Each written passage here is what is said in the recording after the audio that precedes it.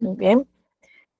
Bien, vamos a dar inicio entonces a la sesión de hoy. Estamos ya en la sesión 3 en vivo del curso Asistente de Gerencia Administrativa, ¿verdad? Les saludo una vez más la profesora Sabia Angélica Vaca Contreras y estoy acompañándolos en este seguimiento a esta sesión, a este curso de Asistente de Gerencia, ¿verdad? Bien, hemos visto ya 2 sesiones en las cuales hemos tocado 2 temitas, ¿cierto? Uno, los fundamentos principales para poder saber cómo se desempeña en el rol del asistente de gerencia administrativa, ¿verdad? Ahí hemos conocido las funciones, las jerarquías en las que podría estar involucrado, los sectores en los que también pueden estar inmersos ustedes para su desempeño de función, acompañando siempre a un jefe inmediato. Recordarán que el asistente no tiene una función legal específica, pero sí una responsabilidad, ¿verdad? De acuerdo a lo contrato a quien los acoge, ¿verdad?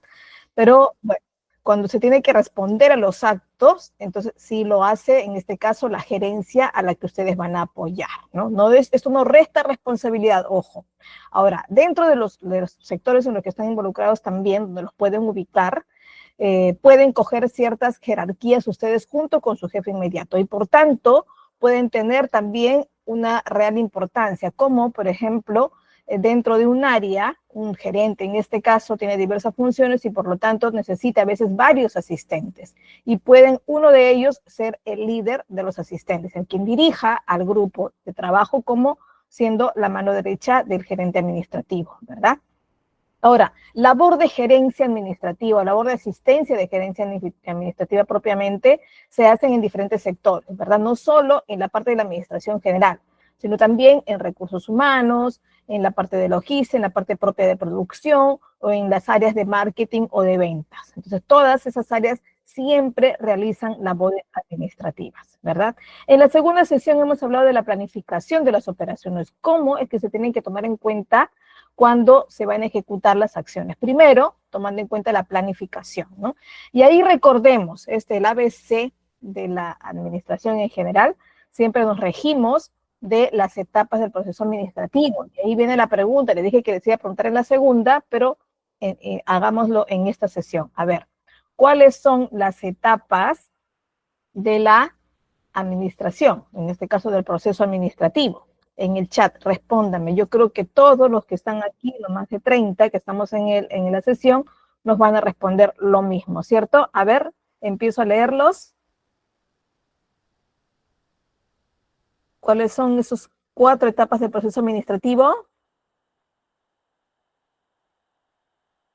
A ver, si es esto una evaluación, en primera instancia poniendo 0 a todos. A ver, por favor, quiero que todos me respondan. Bueno, empezamos con la planificación, nos dice Splitter, ¿verdad? Planificación, organización, ya son las 2 primeras, está muy bien. Elder está bien, Splitter también. Luego sigue dirección y control. Así es, Dayerly Guerrero nos dice planificación, organización, control y seguimiento es como lo mismo, ¿no? Dirección y control. Entonces, recapitulando, planificación, organización, dirección y control, como nos están diciendo ya los siguientes participantes. Muy bien. Entonces, esto no se los pueden olvidar. ¿Listo? Es parte del ABC de toda la labor administrativa. Veamos hoy, y les había dicho que en todo proceso administrativo tenemos que estar planificados, tenemos que organizarnos, tenemos que dirigir y controlar. Y todos estos procesos siempre se tienen que evidenciar. ¿Cómo se van a evidenciar? En documentos, justamente. Estos son el respaldo de lo que estamos realizando, de lo que estamos ejecutando, ¿no? Y hoy por eso tocaremos el manejo de estos documentos administrativos y comerciales, ¿no? ¿Por qué? Dentro de documentos administrativos, a veces se considera para algunos autores, dentro de su clasificación, a los comerciales también. Otros autores discrepan y dicen, no, los de comerciales tienen que estar separados, muy aparte de los administrativos, porque son solo para ventas, ¿no? Pero las ventas también son consecuencia de una labor administrativa, por eso es que algunos autores lo incluyen también, ¿no? Entonces vamos a tocar los 2 casos porque de igual modo, como asistente de gerencia administrativa, puedes estar involucrado en ventas. Entonces necesitamos conocer estos documentos propiamente administrativos, si podríamos decir así, y los comerciales. ¿ya? Entonces veamos en qué consiste en esto. Por aquí, sin dejar de leer lo que nos dice Johan Romero. ¿Qué nos dice él? Un archivo, ojo que un archivo es un grupo de documentos, ¿no? No es solo para él una sucesión de documentos, es más que esto, es historia y memoria. Y claro, todo documento va a ser siempre la evidencia de un proceso, la evidencia de algo que has ejecutado o que has planificado, ¿no? Es como testimonio escrito de lo que has hecho por tu institución. Y por lo tanto se convierten en historia y memoria del mismo, ¿cierto? Entonces tiene mucha razón por ahí. Johan Romero, si algo más quieren agregar, pueden ponérmelo en el chat también. Luego les abro los micrófonos de repente para que puedan comentar esto u otros temitas más. ¿Qué nos dice además el general Martín Dempsey? Él nos dice, en la era digital, que es la que actualmente vivimos, ¿verdad? Hoy en documentos estamos involucrados en el desarrollo de estas tareas, también de documentos administrativos en la era digital. No podemos escapar de eso también, ¿no? Pero la seguridad para él de la información, dice, ya no es solo una opción, no es que, a ver, vamos a intentar cuidar la seguridad de los documentos, de la información o de la data que contiene el mismo. Ya no es que tengo o no que cuidar. Hoy es una necesidad. Ya no podemos descuidar estos documentos abiertamente si tienen alguna información confidencial o por ahí una información que es muy delicada, ¿no? Entonces, por ahí hay que tratar de diferenciar algunos datos que no se pueden divulgar tan fácilmente, ¿no? Si ustedes están involucrados, por ejemplo, en el área de recursos humanos, van a estar constantemente leyendo información muy personal de los colaboradores. Y esto no se puede divulgar porque es muy, muy personal, ¿no? Ahora, no todo, ¿no? Si somos, por ejemplo, yo soy servidora pública, alguna de mis datos sí tienen que estar en un portal del gobierno peruano, ¿no? Pero la dirección de mi domicilio, mi teléfono personal, los nombres de mis derechohabientes, no tienen por qué ser divulgados. Entonces hay que cuidar estas informaciones que sí son confidenciales y que hay que cuidar, ¿no?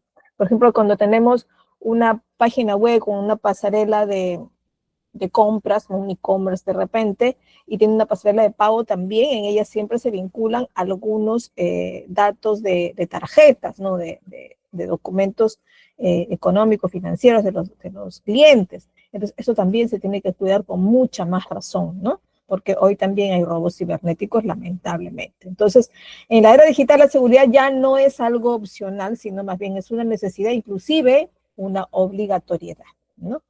¿Qué tenemos para hoy? Los documentos propiamente administrativos, los propiamente comerciales, la organización y clasificación de estos archivos y documentos, ¿no? Y tenemos que ver también un manejo eficaz de los archivos físicos y digitales. Y veamos, pues, cuáles son estos que realmente son digitales, ¿no? Y luego hablaremos un poquito de la correspondencia electrónica. Bueno, como documentos administrativos, ¿qué podemos decir de ellos?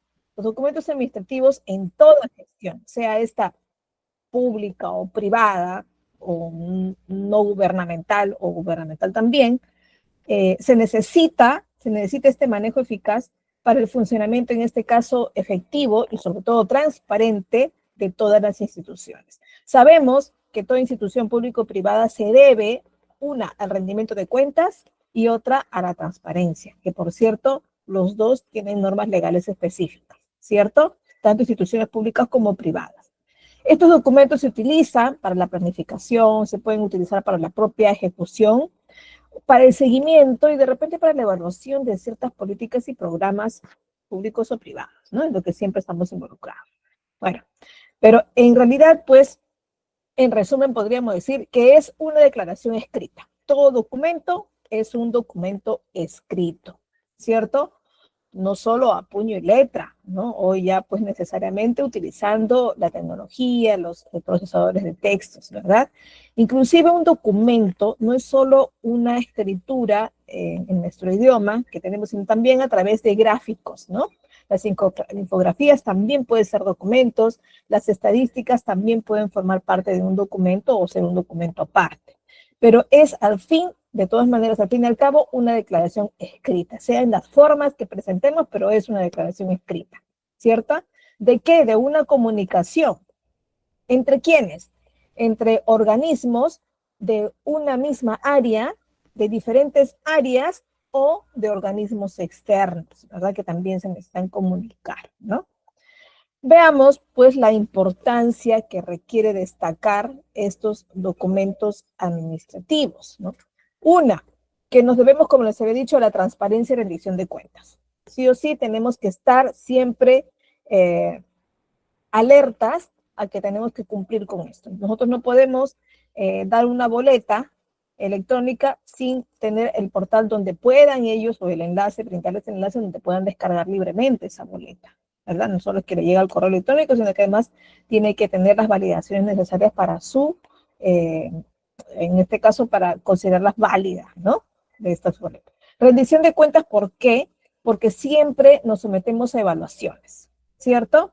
Siempre presupuestarias, después como rendición de impuestos, declaraciones de impuestos también, de las legislaciones, a ver si estamos de acuerdo con la legislación laboral, por ejemplo, en la que tenemos involucrados nuestros trabajadores, ¿no? Entonces todo esto es rendición de cuentas, siempre hay organismos fiscalizadores para cada caso.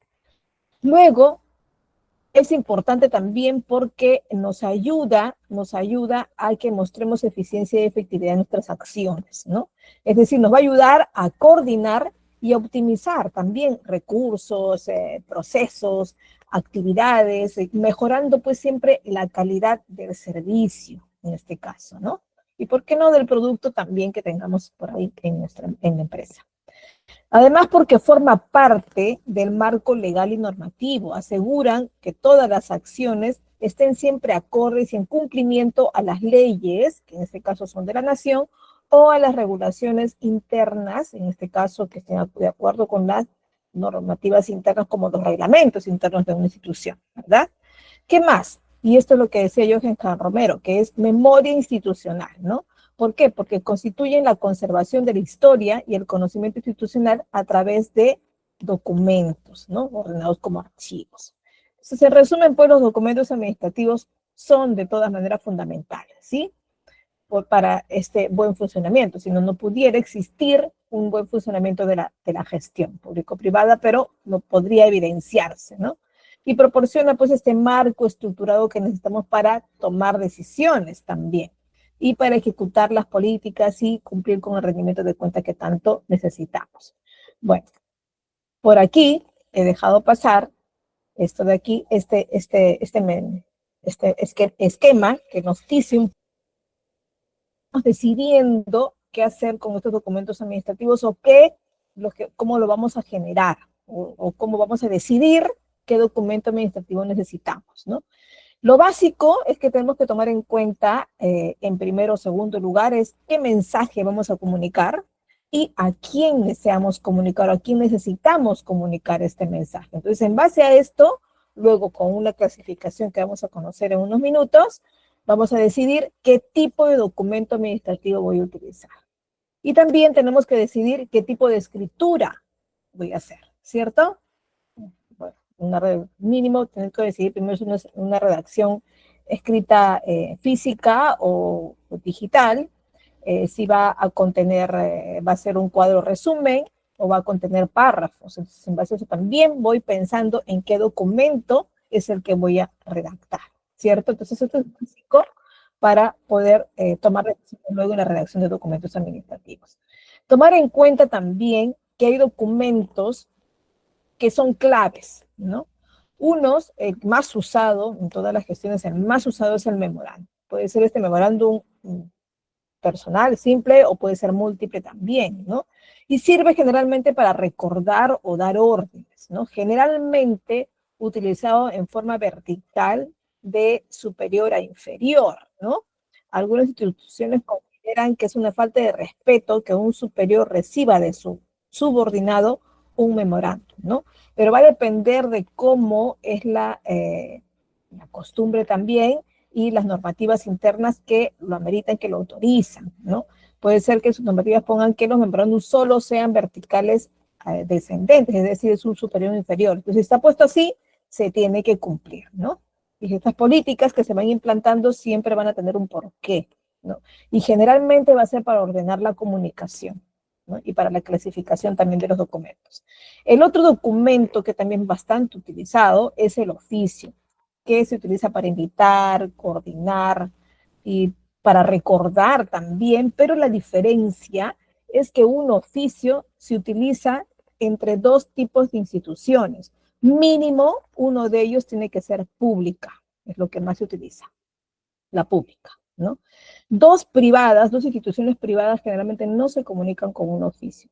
Se comunican con informes, con cartas, ¿no? Pero oficio interviene una institución pública. Ya pueden ser dos públicas o una pública y privada, ¿ya? Pero también, por ejemplo, los ministerios que tienen sus direcciones regionales a su cargo, como subordinados, generalmente les hacen recordar la normativa y para que cumplan cierto reporte, por ejemplo, ¿no? Hay reportes periódicos que ahora inclusive ya estamos, las instituciones públicas también involucradas al rendimiento de la calidad. Entonces también existen normativas en las que tenemos que cumplir con ciertos reportes de calidad en ciertas fechas, ¿no? Y esas fechas no pueden ser cambiadas, ¿no? Entonces tenemos que cumplir. Y nuestro ministerio nos hace recordar a través de un oficio, ¿no? ¿Qué más? El correo electrónico. El correo electrónico es informativo, es para responder, para coordinar también, muy utilizado por institución privada para tomar decisiones, sí, y también gestionada con códigos, es decir, tienen también su validez con algún código de asistencia, de recepción, ¿no? La institución pública estamos encaminadas a esto, o sea, hay muy buena parte de las instituciones públicas en Perú que ya tienen una mesa de partes virtual, siempre representada con un correo electrónico, y por lo tanto también se emiten constancias de recepción, ¿no? Con código cada uno. Entonces, estos correos electrónicos sí podrían ser considerados formales. Pero cuando no tienen un código de validación, de recepción, entonces no solo es comunicativo, puede ser interno, ¿no? Pero no necesariamente externo o validado formalmente. ¿Por qué? Porque a veces el sistema no está bien instalado en una institución, ¿no? Entonces, si no lo tiene así, se considera nada más como una comunicación interna o como ratificación o seguimiento de trámites ¿sí? de manera externa, ¿no? Pero no como el inicio de una solicitud, por ejemplo, ¿no? ¿Qué más? El informe. El informe puede ser de rendimiento de cuentas, puede ser de análisis también de ciertos procesos previos para una autorización, ¿no? Luego existen las cartas institucionales, las actas de reuniones y otros más que los vamos a ir viendo más adelante, ¿sí? Veamos por aquí algunos documentos más, ¿no? Acá ya viene una clasificación. Hay documentos que son de transmisión, ¿no? Que son para, te digo, coordinar, para informar, para invitar, ¿no? Y estos pueden ser los oficios, las cartas, convocatorias también, citaciones, ¿por qué no? Comunicados. Ojo, siempre tenemos que procurar que cada uno de los documentos vayan numerados, ¿ya? Porque siempre pueden seguir una secuencia de creación. El correo electrónico, siempre y cuando, como le digo, cumpla con la validación de su comunicación, codificada en este caso, y el memorando. Luego están los documentos que son de decisión, resolutivos, documentos que me dicen, se acordó tal o se resolvió tal asunto. Y a veces son en base a documentos previos, a comunicaciones previas, ¿no? Las resoluciones, por ejemplo, son documentos máximos de decisión de una institución, ¿no? Y siempre son el documento que en jerarquía es el mayor documento, ¿no? Muy aparte de sus reglamentos internos, que son documentos normativos, ¿sí? Muy aparte de ellos son los documentos que son de gestión administrativa, son las resoluciones y los acuerdos que son los mayores, ¿no? Luego están los documentos de constatación, ¿no? Son los documentos que ratifican algo, a veces son in situ, ¿no? A veces son para poder acudir de repente a ver que se cumplan los requisitos para instalar ahí una empresa, ¿no? Para que una municipalidad o algún gobierno local autorice su licencia de funcionamiento, ¿no? Entonces, para esto hay que ir a constatar y levantar un acta de constatación, ¿no? Las actas también se utilizan para constatar reuniones, ¿no? Que son muy, muy frecuentes en las empresas, ¿no?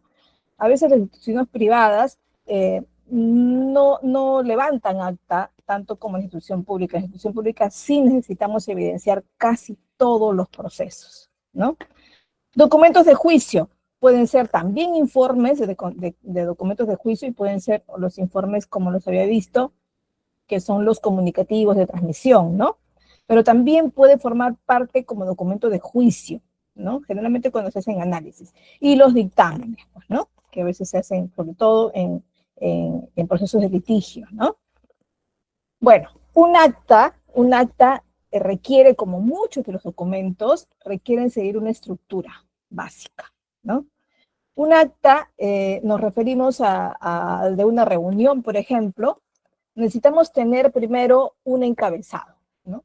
Se necesitaría, hay muchos que ponen acta, fecha, tanto, pero sería más recomendable para poder ordenar la clasificación que esta acta tenga un número, ¿no? Entonces, en el encabezado tendríamos que poner el título, que en este caso puede ser acta de titulación, acta de presidencia o acta de consejo directivo, algún título que podría ordenar también en la clasificación. Y un número tanto, ¿no? La fecha, que es importantísimo para todo documento, tiene que tener una fecha, ¿no? Y el lugar en que se lleva a cabo la reunión. Dentro de esta estructura también tenemos que no olvidarnos de poner a los participantes de la reunión. De hecho, que para poder tener una reunión, hemos convocado antes, ¿no? Mediante un memorándum múltiple, un oficio, lo que fuera, pero hemos lanzado la invitación de alguna manera, ¿no? Y en esta invitación es importante siempre decir a quiénes están invitando y cuál va a ser la agenda, ¿no? Porque en el acta también la vamos a colocar tal cual. Ahora, los participantes, a veces no todos pueden asistir, sobre todo cuando el aforo es grande, pero sí conviene poner en el acta cuáles fueron los invitados, quiénes asistieron y quiénes estuvieron ausentes. ¿Por qué? Porque termina siendo de evidencia de una convocatoria como esta, que es una reunión, ¿no? ¿Qué más? Luego viene lo que llamamos la orden del día, ¿no? En ella se coloca primero la agenda. En este caso, se enumeran los puntos que están propuestos a tratar. A veces no se termina de tratar todos los puntos, pero igual está agendado, es decir, se tiene que poner en la agenda porque en la convocatoria se lanzó este temario, ¿verdad? Entonces, va entonces en la orden del día la agenda. Luego viene enseguida el desarrollo de la reunión. Hay una apertura, hay una discusión de puntos, alguien toma la palabra, inicia de repente con un saludo, con una ceremonia especial, puede ser, sí. Entonces, el desarrollo de la reunión y lo inicia el representativo que ha convocado, ¿no? Puede ser un jefe, puede ser un coordinador, puede ser un supervisor, puede ser un director general, puede ser alguien que haya un cargo representativo de la convocatoria. Entonces, inician con el saludo, con la presentación de los temas, con de repente, la ratificación de quienes fueron invitados y quienes están asistentes, y bueno, que los ausentes, alguna aclaración con lo que lo va a pasar, qué va a pasar con estos ausentes, ¿no? Y en ella, pues, se empieza a tocar punto por punto. Toma la palabra tal fulanito Juan Pérez y menciona que le parece que el análisis de tal punto se tiene que hacer previamente exponiendo las estadísticas, y expone las estadísticas quizá. Entonces, este desarrollo se trata de anotar lo más detallado posible, ¿no? Dependiendo de la importancia de los temas también que se necesitan quizá decidir en esta reunión, ¿no? Y luego tienen que ponerse, decretarse, bueno, detallar estos acuerdos, ¿no? Si es que se han tomado acuerdos. Si no se han tomado acuerdos, pues simplemente no se pone, ¿no? Cierre de la reunión. En ella se pone que terminada, siendo la hora tanto, se termina la reunión, los acuerdos, si hay acuerdos, se tienen que leer, ¿no? Y se termina con una conclusión y término. Si hay alguna posibilidad de que esto se prorrogue a otra fecha, pues se tiene que mencionar, ¿no? Si no se tiene la fecha pactada, se dice, bueno, será entre tal o tales días y se va a convocar nuevamente, ¿no? De repente, si se tiene ya la fecha delimitada, entonces sí se anuncia en esta reunión y se escribe también en el acta. ¿Quiénes firman? Todos, pero por jerarquía. A veces son una gran cantidad de personas y se empieza a firmar primero los primeros convocantes en jerarquía y segundo los otros invitados que no son, que restan importancia en este caso, porque si hay que tomar decisión, hay personas que sí o sí tienen que estar, ¿no? ¿Para qué? Para poder ayudar también a medir el aforo de las personas asistentes aquí. Bueno, y se toman las firmas, ¿no? Aquí tienen, por ejemplo, un modelo de acta, ¿no? Reunión del Consejo de Administración, dice, ¿no? Hay espacios para poner la fecha, la hora, es un tanto chico como ejemplo nada más, pero que de hecho la parte donde está el desarrollo puede ser un poco más larga, ¿no? A veces son reuniones cortas, ¿no?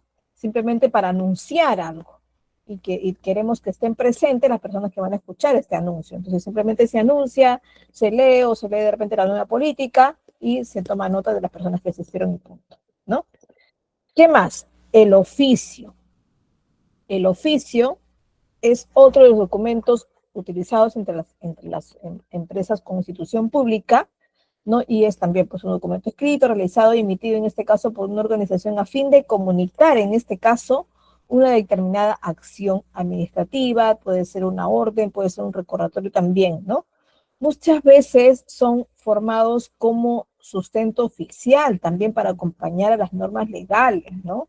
Pasa que a veces se hace la consulta a un ente superior diciendo que tenemos este problema con el horario y hay días en los que tenemos que asistir fuera del horario y, bueno, horas extras, como que la llamamos algunos, pero en la institución pública como la que yo trabajo no existe, puedes quedarte más tiempo, pero nadie nos recompensa económicamente por esto. Una institución privada sí puede gestionar mejor el pago de sus horas extras, ¿no? Una institución pública no, y en lo posible se intenta decir que no se haga estas horas extras. ¿Por qué? Porque lo que sí es posible es compensar con días de descanso, pero no pueden ser muy recurrentes porque si no afecta el funcionamiento normal diario de la atención al usuario, ¿no? Entonces por ahí se tiene que intentar, ¿no? Por eso que ustedes dirán que a veces va a la institución pública y dice, uy, no me atendieron y solo atendieron hasta tal hora, ¿no? Y es por esto, justamente porque no nos permiten quedarnos más del tiempo, porque si no se crea el compromiso de de querer pagar horas extras, ¿no? Entonces, por ahí, y por más que a veces, por ejemplo, en los 2020, por más que hacíamos trabajo remoto, a veces teníamos que elaborar más horas porque estaba ocurriendo muchas cosas inesperadas, ¿no? Muchos sistemas instalados y, bueno, tenemos que quedarnos a veces más del tiempo. Y nos decían que mediante un reporte especial teníamos que poner las horas en que habíamos trabajado, pues que todos queríamos poner las horas reales, ¿no? Por lo menos para que se sepa, se evidencie que sí hemos estado.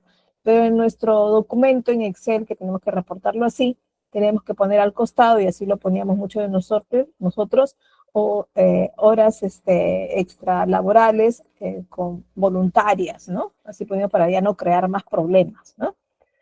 Y bueno, por ahí no se, era muy, muy difícil gestionar las horas de descanso, ¿no? Eso sí.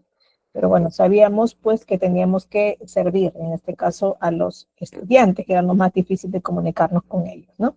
Bueno, en los oficios hay diferentes tipos también. Los oficios pueden ser internos, porque también ocurre cuando la institución pública tiene diferentes programas o proyectos, ¿no? Y entre ellos también pueden comunicarse con oficios, ¿no? Y externo, como les había dicho, que tiene que ser mínimamente una institución pública, ¿no?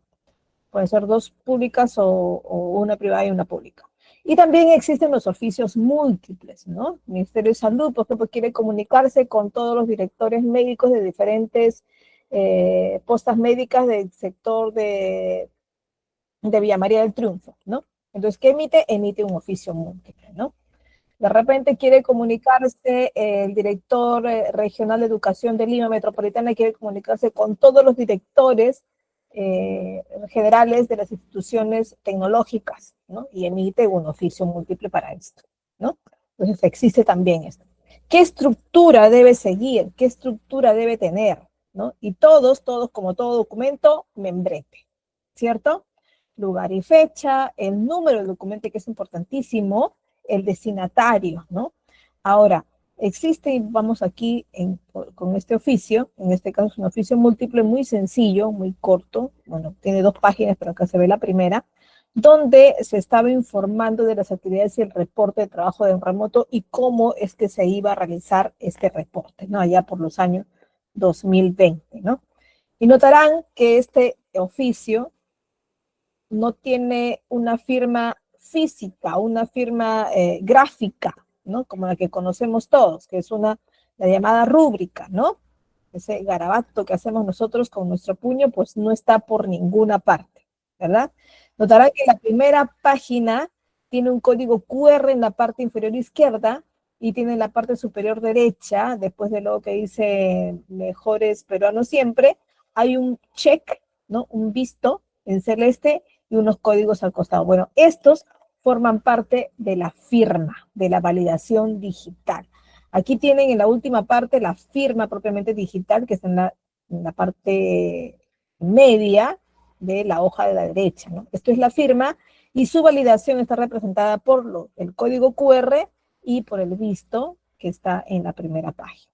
¿Ya? Entonces, esto es toda la validación digital que necesita un documento para ser considerado legalmente digital. ¿Ya? Y bueno, todo esto siempre está involucrado con nuestro DNI electrónico, ¿no? Los que no tenemos DNI electrónico no podemos tener una firma digital. Los que tienen DNI electrónico podrían tener, si gestionan además su firma digital, en este caso, con el Registro Nacional de Identidad en nuestro país, la RENIEC, ¿verdad? Bueno, entonces es importante considerar que el oficio tiene que mantener su estructura, tiene que tener todos una numeración, su fecha, su logotipo, el año de designación, en este caso que se recuerda cada año, se tiene que poner la parte media también, ¿no? Notarán que ya no se usa mucho en este caso las tabulaciones, el iniciar un párrafo, ¿no? Esto sería tema de redacción de documentos administrativos, ¿no? Que ya no se acostumbra mucho, pero todavía hoy en día algunas instituciones lo hacen y todavía puede ser aceptable, ¿sí? Veamos por aquí el informe. A ver, el informe, uno de los más usados, mucho más usado en toda institución, ¿no? ¿Por qué? Porque requerimos a veces informar procedimientos muy detallados, ¿no? A veces necesitamos analizar cierto proceso para dar autorización de que se continúe o no, ¿no? Entonces, para eso están los informes técnicos, ¿no? Entonces, un informe es un documento también formal, administrativo y estructurado que presente, en este caso, información detallada sobre un tema específico, ¿no? A menudo es el resultado de una investigación, un análisis o evaluación, ¿no? Puede ser. Y se utiliza, pues, en una variedad de contextos, ¿no? Tanto en el ámbito público como privado, ¿no? A veces también para comunicar hallazgos, para realizar propuestas o recomendaciones o también resultados, ¿no? Como se ha dicho, resultados de un proceso. ¿Y qué estructura debe seguir, ¿no? Siempre un membrete, una numeración infaltable. Y en el encabezado tiene que ir el para quién va, en este caso el destinatario, de quién viene este documento, quién lo redacta, alguna referencia si lo necesita, el asunto, en pocas palabras, en una frase, en una línea, de qué se trata el documento, ¿no? Y la fecha, que es importante. Ahora, en un informe, aquí lo verán, se acostumbra poner una raya, inclusive en el memorándum también, una raya, verán, una raya horizontal, donde separa al encabezado del cuerpo mismo, ¿no? Y esta es otra de las razones por las que se acostumbra en un inicio a hacer esta separación, es porque la oficina de trámite documentario, que es la que se encarga de registrar cada documento, ¿no? ¿Qué hace ella? Se sostiene en lo que indican de la línea para arriba, ¿no? Antiguamente se decía que no podemos, lo que hacemos trámite documentario, o sea, registro de documentos, no podíamos leer de la línea para abajo. Tenemos que leer solo de la línea para arriba. Hoy leemos todo, de hecho, para poder entender un poco de qué se trata. Además, ya las labores administrativas ya no son del todo específicas, ¿no? Ahora ya podemos apoyar con el criterio propio, ¿no? No con decisiones propias, ojo, con el criterio para consultar, para sugerir, para ayudar a agilizar los procesos también, ¿no? Pero decisiones hay que tener cuidado porque hay que ver qué jerarquías son las utilizadas para tomar decisiones. Pero sí nos decían esto, ¿por qué? Porque ahí contienen la mayor cantidad de información de metadatos, se llama así, para la clasificación y la organización de los archivos, ¿no? ¿Y qué son los metadatos? Son los datos más importantes de un documento para que nos permita codificarlo, clasificarlo y organizarlo tanto digitalmente como físicamente, ¿no? Entonces, esta línea es la que nos indica los datos principales. Ahí está el número del informe, en este caso, a quién va dirigido, ¿no? Que en este caso es la subdirectora del Instituto Educativo Privado 70005, Corazón de Jesús, que es un llamado colegio que vemos aquí, ¿no? ¿Y de quién va? Del profesor Lupo Agustín Zapana Sanizo, ¿no? Que es docente del aula del cuarto D. Luego está el asunto, informe mensual de actividades realizadas de la estrategia Aprendo en Casa, ¿no? Que aquel entonces también tenían que rendir cuentas sobre el desarrollo de esta área, ¿no? Ahora ustedes dirán, ¿por qué tengo que poner de quién? Si en la firma lo voy a ver. Porque justamente necesitamos que esté en la parte superior todos estos datos principales para poder gestionar mejor el documento. Por eso es que se coloca. Algunos están obviando, ¿no? Actualmente todavía hay algunos que han decidido no poner de quién porque ya se supone que está en la firma, ¿no? Y como ya no se crea la obligación de solo leerlo de arriba, entonces, bueno, sí, podría aceptarse poner la firma y ya no el remitente, ¿no? Verán que tiene referencias, ¿no? Que en este caso la REF nos indica las referencias que son la resolución viceministerial 097, que es un documento normativo que pedía que se reporte las actividades realizadas con el Aprendo en Casa, ¿no? También hay una referencia que está el 098 y el oficio, y hay dos oficios múltiples, que son con los cuales se comunicaron a las entidades sobre su cumplimiento, ¿no? Entonces aquí está.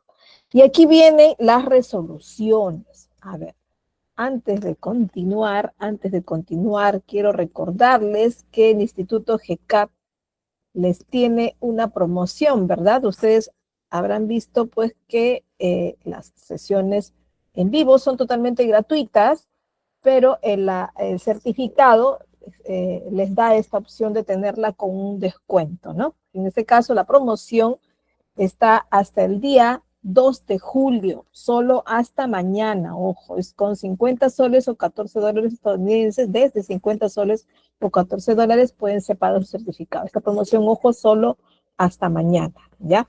Pueden con esto, pues, obtener su certificado, fortalecer su currículum, ser un destacado en su próximo trabajo y además aumentar sus conocimientos y obtener el aval importante que tiene el Instituto GCAP, que es la Internacional Google Workspace for Education, ¿ya? Así que consideren esto y comuníquense con los administradores de GCAP que están en el grupo de WhatsApp al que todos están integrados, ¿verdad? Veamos, continuemos entonces. Estamos aquí con las resoluciones. A ver, trata de configurar tu sistema de audio. Nos dice, ¿se me está escuchando bien? Ah, ya, le están respondiendo a Tayerlin, que no escucha muy bien. Ah, ya, muy bien.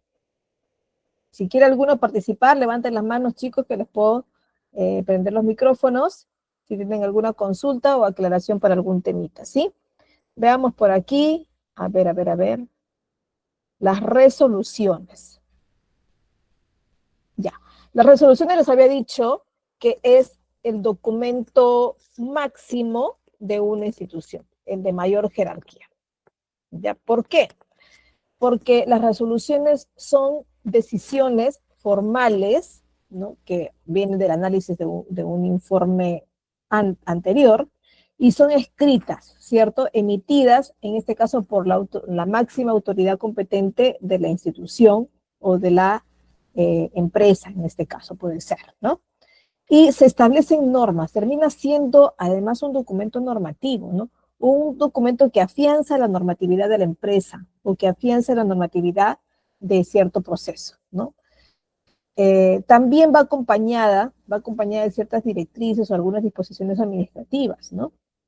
Ahora, existen varios tipos de resoluciones, según su propósito y el ámbito de aplicación también, ¿no?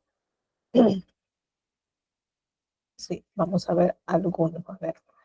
Bueno, hay resoluciones que son ministeriales, ¿no? Estas son emitidas, como el nombre lo dice, por los ministros, ¿no? Por los encargados de algún sector especial, ¿no? Un sector de salud, pues será el ministro de salud. Por la parte de cultura, el ministro de cultura, el sector de educación también, ¿no? Y cada uno de estos ministerios puede resolver a través de un documento que se llama resolución ministerial, las conocidas como las RM, ¿no? Luego están las resoluciones directorales, ¿no? Emitidas por los directores de las diferentes áreas o departamentos dentro de cualquier entidad, ¿no? ¿Qué más? Las resoluciones administrativas son emitidas por autoridades administrativas dentro de una entidad pública también, ¿no? Las resoluciones judiciales, también las resoluciones normativas, las que hacen los gobiernos locales, son las resoluciones municipales también, ¿no? Un consejo directivo también puede tomar alguna decisión importante a través de resolver, en este caso de una resolución. Entonces serán las resoluciones de consejo directivo, ¿cierto? Bueno, y hay resoluciones de administración, ¿no? Que son emitidas en este caso para el uso de formalización de procesos de licitación en este caso, ¿no? Y adjudicar algunos contratos especiales para la adquisición de algunos bienes y servicios, ¿ya? Entonces, esto sí puede ser importante para cualquier institución. Ahora, requiere seguir cierta estructura, ¿no? ¿Cuál? Tiene que tener, como todo documento administrativo, un membrete, su lugar y fecha, el número de documento, y hay tres partes importantes que va a tener los vistos, considerando y se resuelve, y al final la postfirma. Veamos acá un ejemplo. Aquí está, por ejemplo, esto es una resolución administrativa, ¿no?, del Poder Judicial, y tiene en una primera parte, bueno, tiene su membrete, tiene su fecha, tiene su número de resolución, sí, ¿no? Y tiene una parte donde menciona, le pone como subtítulo vistos. ¿Qué son los vistos? En este párrafo de los vistos se nombra todo el sustento legal interno, es decir, las normativas que han ido dando seguimiento a cierto proceso que se va a resolver en esta resolución, ¿no? Acá, por ejemplo, está el oficio del gerente general del Poder Judicial, ¿no? Que contiene el informe tal, ¿no? Y muchas normativas más que se han ido creando para analizar lo que se va a decidir con esta resolución, ¿no? Luego está el considerando. En el considerando están quizá el procedimiento previo que se ha hecho para llegar a este proceso final, ¿no? Y se mencionan también las normativas legales externas, es decir, las normativas que acompañan o que afianzan o que respaldan la decisión que se está tomando aquí. En este caso, la normativa de la nación que puede respaldar esto, ¿no? Y está aquí. Por eso que en el considerando mencionamos un primero, un segundo, un tercero y cuarto y todos los documentos que querramos mencionar para ratificar esa decisión. Y luego viene el se resuelve. En el se resuelve ya colocamos o textuamos, escribimos lo que estamos decidiendo. En este caso se está aprobando una directiva, ¿no? Una directiva 023 tal, ¿no? Luego, segundo, dice, se está dejando sin efecto una resolución administrativa anterior seguramente, ¿ya? Luego dice, tercero, se resuelve publicar el presente de la resolución. Siempre se tiene que publicar, se tiene que registrar y se tiene que comunicar siempre cualquier resolución. Todas en este caso, los actores involucrados, ¿no? Y al final dice artículo cuarto, dice, transcribir, dice, la presente resolución a la presidencia de Poder Judicial. Entonces hay que comunicar también. Y siempre se acostumbra a poner, regístrese, publíquese, comuníquese y cúmplase, ¿no? O que se comunique específicamente un área también se puede resolver.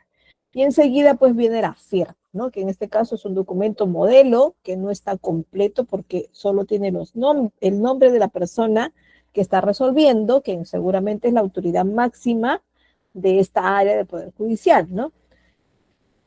Sí, aquí está la firma digital, está en la primera hoja, en la parte superior derecha, ¿no? Dice firma digital y están una serie de códigos, ¿no?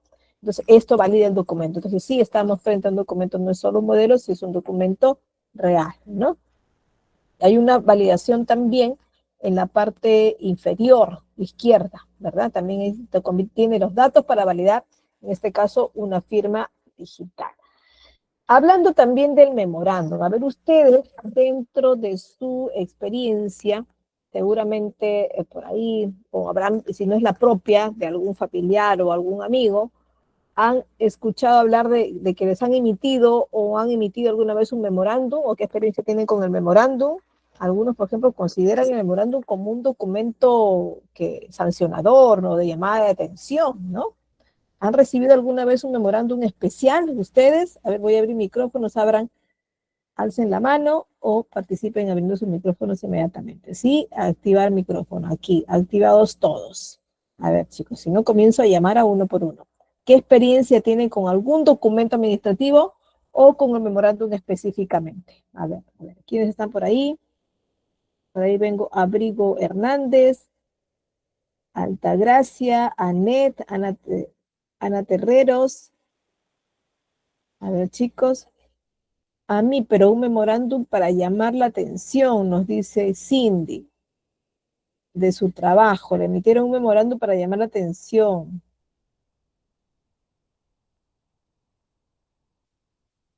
Y ya, sí, Cindy. ¿Quién más? ¿Quién más, chicos? Abran sus micrófonos, cuenten qué pasó, cómo lo resolvieron, preguntaron, consultaron, qué les dijeron.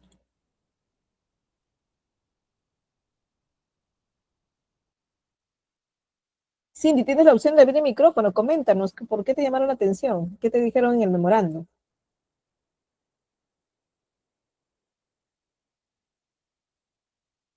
Bueno, les contaré que el memorándum sí es bastante utilizado para llamar la atención. Eder nos comenta también del área de contabilidad acerca de cierres de inventario. Enviaban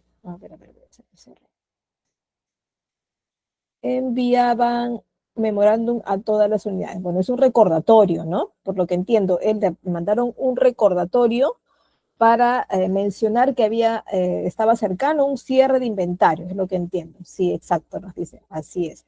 Bueno, los memorándum es uno de los más usados, como les había dicho, y no necesariamente es para llamar la atención, ¿no? Es también para comunicar, para recordar, para afianzar o para convocar también, para convocar a una reunión, ¿verdad? Ofelia nos dice, una vez en la empresa pasaron un memorándum informando que un vendedor ya no trabaja en la empresa. Bueno, a veces requiere una comunicación así para que no sigamos involucrando a esa persona por seguridad, de repente de la empresa o por seguridad del trabajador, ¿no? Porque de repente lo pidió que ya no se comunique más con él, habría que ver por qué, ¿no? Podría ser que sea por seguridad de la empresa, ¿no? A veces necesita comunicarse eso también quienes están autorizados a cobrar y de pronto pierden el vínculo laboral y pues ya pierden esa condición también de cobrar, ¿no? Entonces, por ahí hay que tener mucho cuidado en las informaciones que se nos dan, ¿no? Siempre tienen un porqué. Bueno, entonces, coincidimos entonces que el memorándum no necesariamente para llamar la atención tiene múltiples funciones para realizarlo. Ahora, los memorándums generalmente se envían a todo un equipo también, ¿no? Pueden ser los memorándums múltiples y son clásicos para convocar a reuniones. Ahora, dependiendo de los fines, o sea, para qué utilizamos, podríamos clasificarlo como memorandos de sugerencias, memorandos de confirmación o memorandos de solicitud, ¿no? Aquí habría mucho más, memorandos sancionadores también, ¿no? Bueno, el memorando de confirmación, ustedes dirán, pero ¿por qué tengo que confirmar? Hay ocasiones en las que se convoca reunión y necesitamos que nos digan si van a asistir o no. Ustedes dirán, basta una llamada telefónica o basta de repente responder a un correo o de repente un formulario, ¿no? Donde puedan notificar su asistencia. Pero hay ocasiones en las que sí se necesitaría tener, porque si no tenemos el aforo completo para realizar de repente una votación, entonces tendríamos que convocar a otra fecha o prorrogar, postergarla, ¿no? Hay ocasiones en las que sí necesitamos que se evidencie, porque si no se evidencia, pueden decirnos, yo nunca, a veces se les puede olvidar también, ¿no? Que yo no he confirmado existencia, ¿no? Pero bueno, es mejor evidenciar para algunos casos también, que son sobre todo para algunas decisiones que son legales incluso, ¿no? Bueno, el memorándum, como todo documento muy parecido al informe, requiere tener también su membrete, el número de documento, el encabezado, ¿no? El para con copia de quién es la referencia, el asunto, ¿no? Todo eso tiene que estar dentro de esta primera estructura. El cuerpo, una despedida post firmas y si amerita, algunos anexos también, ¿no? Este es un formato general de memorando, ¿ya? Por ahí muy parecido al del informe, pero suelen ser más cortos los memorandos. Ojo, ¿eh? No necesitamos explayarnos y explicar mucho en cada párrafo, cada idea que queramos dar a entender, ¿ya? Tenemos que ir así, directo al tema. Bueno, los planes, estos sí podrían ser extensos. Los planes son los documentos que nos van a decir el paso a paso de lo que queremos realizar, ¿no? Va a contener también los objetivos de un cierto proceso que queremos hacer, ¿no? Los planes de trabajo, anuales o semianuales, son clásicos en toda institución cuando recién está iniciando su periodo lectivo, es decir, su 2025, su 2024, ¿verdad? Siempre tienen. Y ahora, estos documentos, si son muy extensos, entonces sí van a requerir una portada, ¿no? En esta portada, pues vaya el nombre de la institución, una fecha de elaboración, va a contener un índice también, si es muy extenso, una introducción, una información general también del autor de la institución que está presentando ese documento, ¿no? Y también, y no puede dejar pasar un marco normativo, es decir, una base legal que sustente la realización de este plan, ¿no? Y en él, pues ya en ese momento empieza ya el cuerpo mismo del plan, ¿no? Que puede ser su diagnóstico, sus objetivos, el alcance, las estrategias que van a utilizar para su realización y el plan de implementación que vendría a ser el cronograma, ¿no? El cronograma. También en eso puede estar también los responsables, los recursos, hasta a veces el presupuesto, ¿no? También tenemos que mencionar en un plan cuáles van a ser los indicadores de la evaluación, porque para hacer el seguimiento necesitamos ver cuáles son los indicadores que vamos a coger, ¿no? Y al final, pues unas conclusiones y recomendaciones. Según el tipo de plan, tenemos el plan estratégico institucional. Esto es clave, sobre todo para una institución pública, tener un PI, ¿no? Que llamamos nosotros, el plan estratégico institucional. Es el plan que va a definir, en este caso, la misión, la visión, los valores, los objetivos estratégicos, las líneas de acción de la institución a largo plazo generalmente, ¿no? Y orienta la dirección y las prioridades de la institución, ¿no? Todos lo tienen, todos tienen que tener su plan estratégico institucional, ¿no?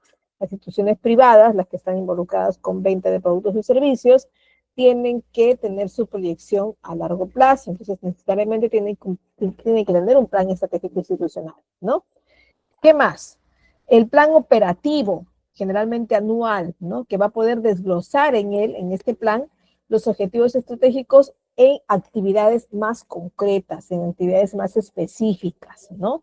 Y se detallan, pues, estas acciones con los responsables, con los plazos, con los recursos necesarios para cumplir sus objetivos, ¿no? Que hemos planteado en este caso en el plan estratégico. Luego se va a requerir también un plan de desarrollo. Este documento aborda pues todo el desarrollo integral de una región, por ahí también sus metas, sus acciones a mediano y largo plazo. Esto va a ser la guía para su implementación de tanto proyectos como programas, ¿no? De desarrollo, en este caso, muchas veces que necesitemos que sean sostenibles, ¿no? Para áreas específicas por ahí que necesitemos estar involucrados, ¿no?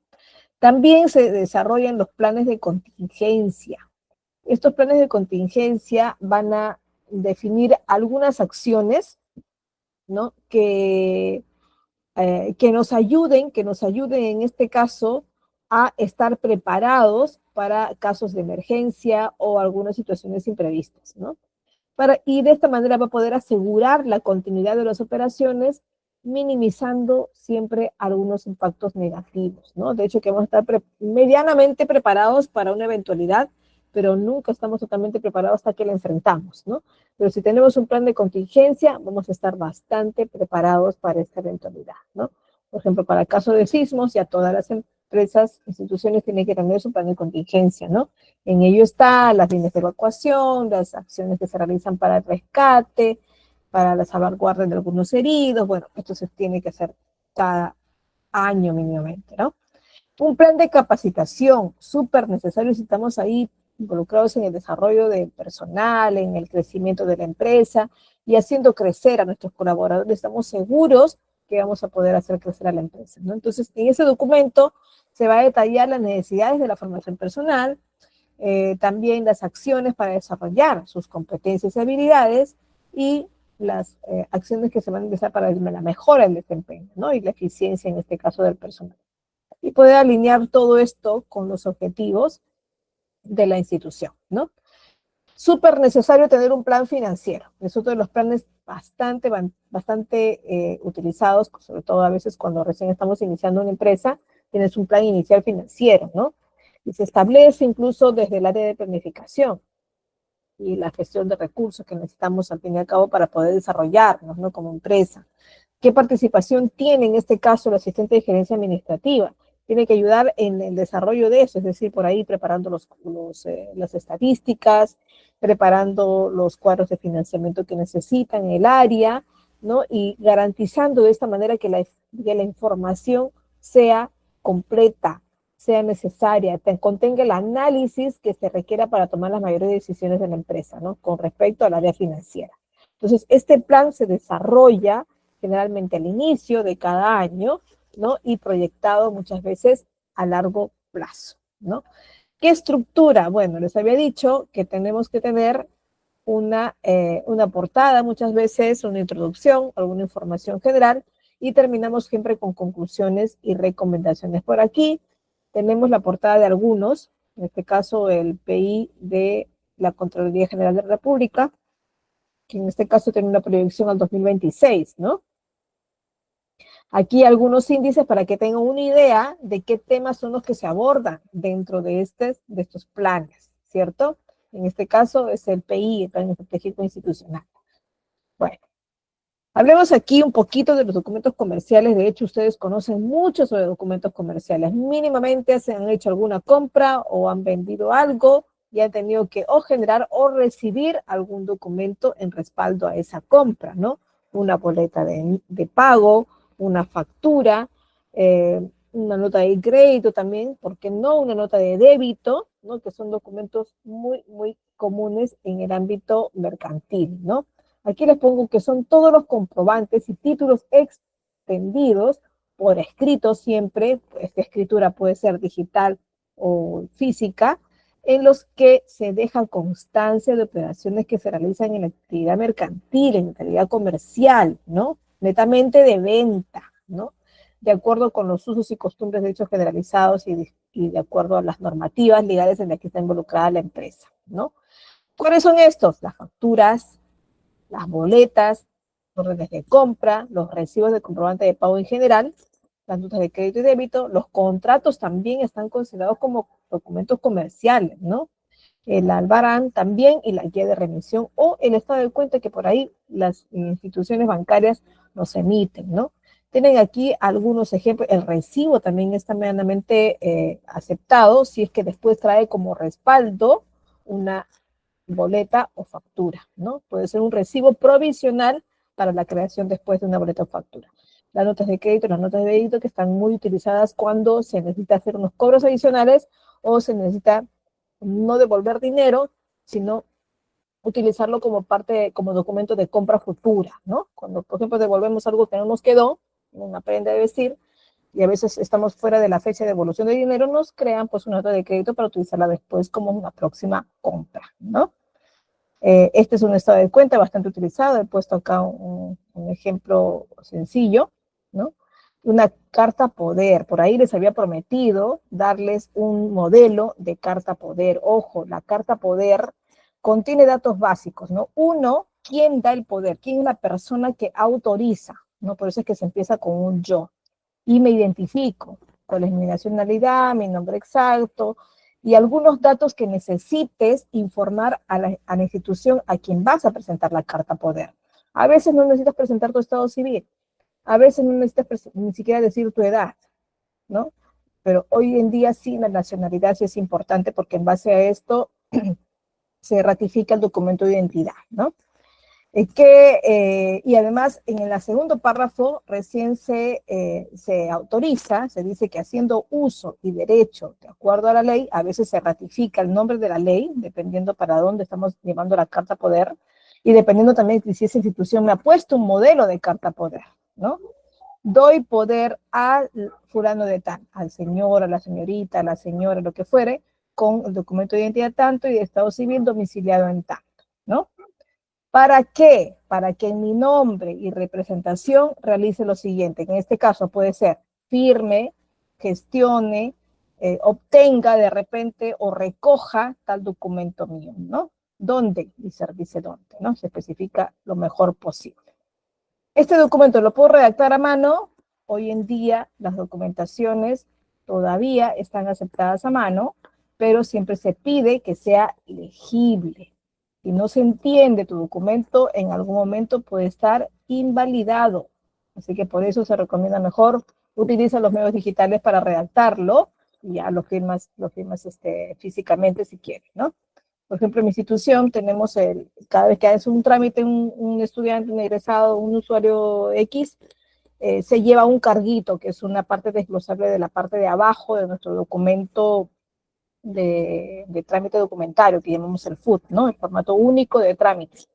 Se lleva una parte desglosable, ¿no?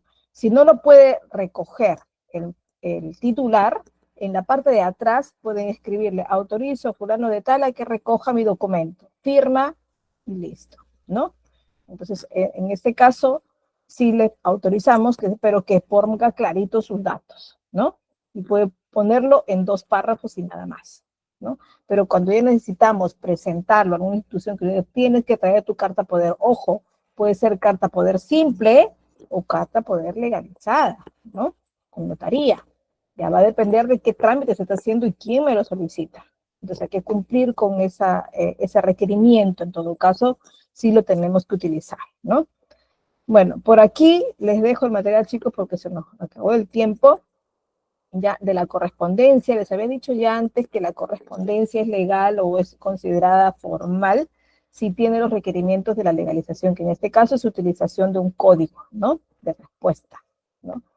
Estamos también cuidando la información cuando no ponemos todos los correos personales en el paro, en Concopia, ¿no? Si vamos a utilizar vamos a enviar un correo masivo enviando a correos personales, mejor lo ponemos en Concopia oculta, ¿no? Entonces, de esa manera cuidamos los datos personales.